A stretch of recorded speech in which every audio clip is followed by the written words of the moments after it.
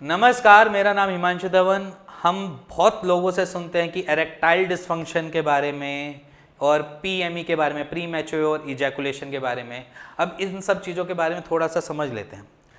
Erectile dysfunction होता क्या है? ईडी है क्या? तनाव नहीं आना, लिंग का तनाव नहीं आना, उसको हम एरेक्टाइल डिसफंक्शन कहते हैं। बट जो लोग ये समझते हैं कि उनका तनाव लो हो रहा है और हैंड प्रैक्टिस में काम नहीं करता, आई मीन टू से जब आप मास्टरबेशन करने जाते हो तब वो काम नहीं कर रहा उस तरीके से जैसे वो पहले किया करता था, तो कहीं ना कहीं उनके में कुछ दिक्कत नहीं है, बस उनकी सोच में थोड़ी सी दिक्कत है। सोच मतलब माने कि मैं ये नहीं कह रहा कि सोच गलत है, सोच मास्टरबेशन के लिए कभी भी गलत नहीं है, क्योंकि मास्टरबेशन एक एजन देखा जाए मैं उसको गलत बिल्कुल नहीं मानता अगर आप एक सही एज में हैं तो समझ लीजिए कि अगर आप मास्टरबेशन करते हैं और वहाँ पर तनाव नहीं आ रहा, किसी ना किसी रीज़न से नहीं आ रहा या कुछ और कारण है, तो आप शायद एक मिथ में घूम रहे हैं। सबसे पहली चीज़ समझ लीजिए कि ईडी एरेक्टाइल डिसफंक्शन जो होता है वो बेसिकली हमारा उत्पन्न होता है मोस्ट ऑफ द चांसेस खुद से, कि आपको कोई थॉट ऐसा है, कोई नेचर ऐसा है, कोई जगह आपको ऐसी लग रही है या कोई प्लेस में ऐसी दिक्कत है, ये सारी चीज़ें हमारी दिमाग से उपजीवी होती हैं। एरेक्टाइल डिसफंक्शन का सबसे पहले जान लीजिए कि कैसे पहचानोगे, क्योंकि एरेक्टाइल डिसफंक्शन सीधा बोल देता है पेशेंट की एरेक्टाइल डिसफंक्शन है, बट उनको एरेक्टाइल डिसफंक्शन की पूरी एक्चुअली पता ही नहीं है कि होता क्या है उसमें।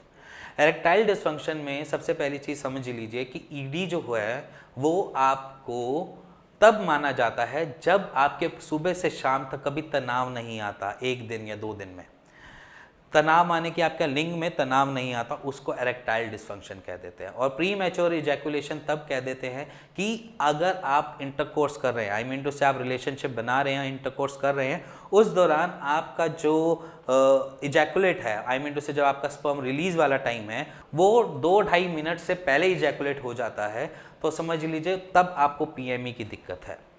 और ऐसा नहीं है कि पीएमई सभी को मिल जाता है, एकदम से सभी को एकदम से आ जाता है, ऐसा नहीं होता। उसके पीछे भी बहुत सारे कारण हैं, उसके बारे में भी डिस्कस करेंगे और इससे निकलना कैसे उसके बारे में भी बात करेंगे। तो सबसे पहले समझ लेते हैं ईडी क्या है। एरेक्टाइल डिसफंक्शन अगर आपके दिन भर में एक बारी या रात को सोने के बाद कभी आपका लिंग में तनाव आए या सुबह उठने से पहले, फ्रेश होने से पहले अगर आपके लिंग में तनाव आता है, तो उस टाइम उस पीरियड को ईडी नहीं कहा जाता, उसको एरेक्टाइल डिसफंक्शन की कैटेगरी में नहीं रखा जाता। तनाव आना ही एक ईडी ना होने की निशानी है। ईडी तब माना जाता है जब आपका तनाव नहीं आ रहा।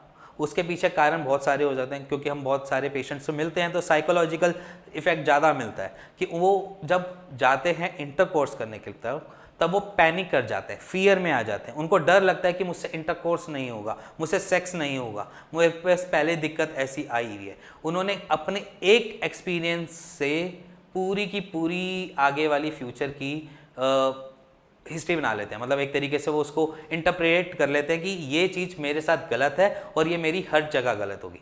जब आप अपने पुराने थॉट प्रोसेस से बाहर नहीं आएंगे तब तक आपकी ईडी भी ठीक नहीं होगी। सबसे पहली चीज़ है फियर जो है वो आपकी परफॉर्मेंस पे बहुत इफेक्ट डालता है, तो फियर आपको नहीं होना चाहिए।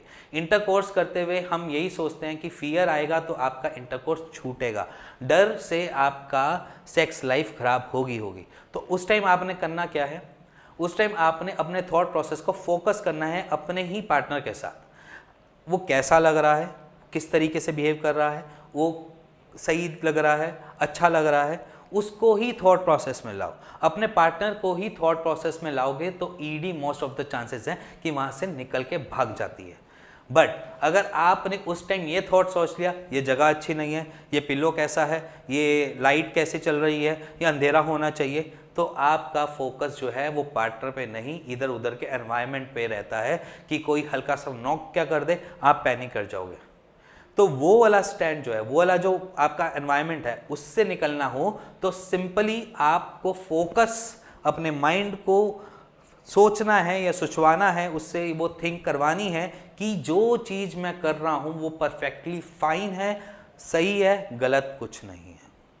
तो वहाँ पर आपकी ईडी एरेक्टाइल डिसफंक्शन दूर होने के बहुत ज़्यादा चांसेस हैं। इसके बाद दूसरी बात करेंगे कि PME के बारे में, प्री मैच्योर इजैकुलेशन। PME हम मोस्ट ऑफ द पेशेंट्स में देखते हैं कि बहुत लंबे टाइम तक उन्होंने कोई इंटरकोर्स सेक्स एक्टिविटी नहीं परफॉर्म करी, उसके बाद जब वो अपने पार्टनर से मिलते हैं तो जल्दी इजैकुलेट होने की संभावना ज़्यादा रहती है। वो इसलिए भी रहती है क्योंकि इतने लॉन्ग स्पैन में उन्होंने इंटरकोर्स किया नहीं। जब इंटरकोर्स मिलता है तो वहाँ पर हम देखते हैं कि जल्दी इजैकुलेट हो जाता है, बट वो PME की कैटेगरी में नहीं आता, क्योंकि जब आप वो छोटे छोटे इंटरवल के बेसिस पे करना स्टार्ट करते हो तो वो टाइम पीरियड धीरे धीरे करके बढ़ जाएगा। आई मीन टू से जहाँ पर आप जो रिलेशनशिप एक टाइम में बड़े लंबे इंटरवल के बाद बनाते हैं तो वो थोड़ा पीरियड छोटा ही होता है, तो उसको PME की कैटेगरी में नहीं डालना। बाकी दूसरी कंडीशन क्या होती है कि हमारी पेनिस की कुछ मसल्स वीक पड़ जाती हैं।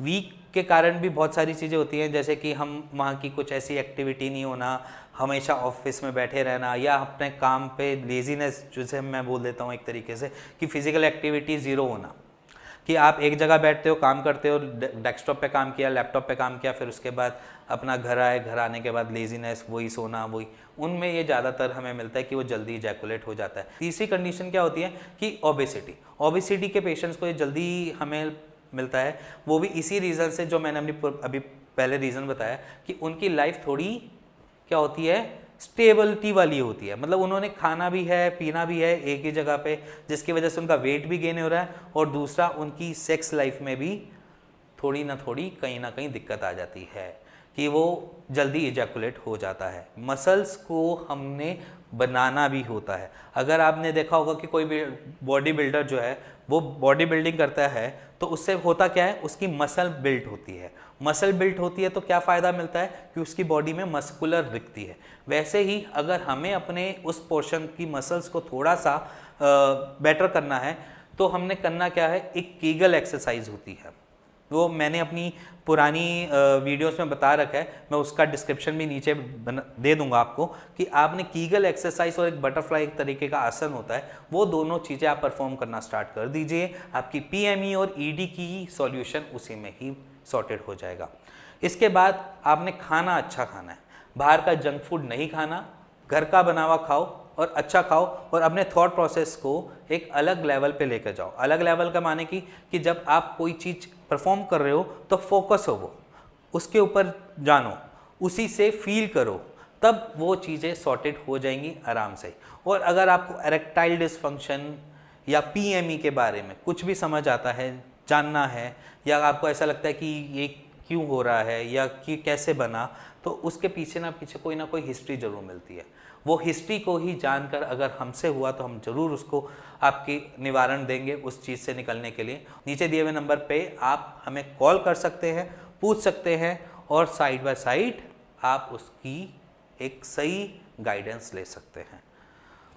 सो अगर आपको ये वीडियो समझ आई हो तो please like share bell icon दबा दीजिएगा। Thank you and thank you very much.